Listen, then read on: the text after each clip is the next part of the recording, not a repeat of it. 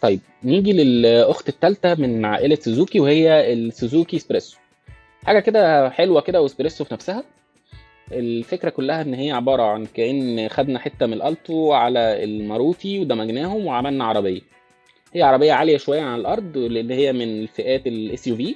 يعني ايه اس يو في دي؟ نقدر نعرفها برضو من اللينك اللي ظهر قدامنا.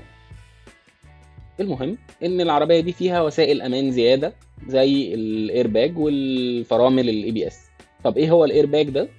لو اتفرجتي كده على الانترنت على حوادث او اختبارات تصادم، يعني هتلاقي فيه مخده بيضه كده بتطلع تخبط في وش اللي سايق لو حصل حادثه لا قدر الله، هي دي الايرباج.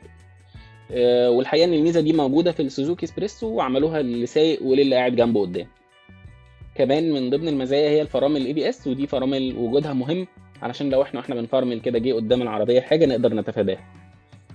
طبعا في وسائل امان زياده طبعا، زي ان الابواب الخلفيه بتقدر تتقفل للاطفال، وكمان الازاز قدام وورا بقى كهرباء. يعني فيتشرز او اوبشنز زياده يعني موجوده في العربيه عن مثيلاتها اللي هم السوزوكي ماروتي والالتو.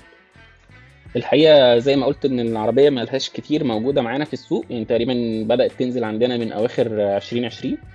فالموديلات الموجوده منها يوزد يعني او استعمال، فهي ممكن بتلاقي فيها السعر من اول 170,000 ولحد ال 200,000.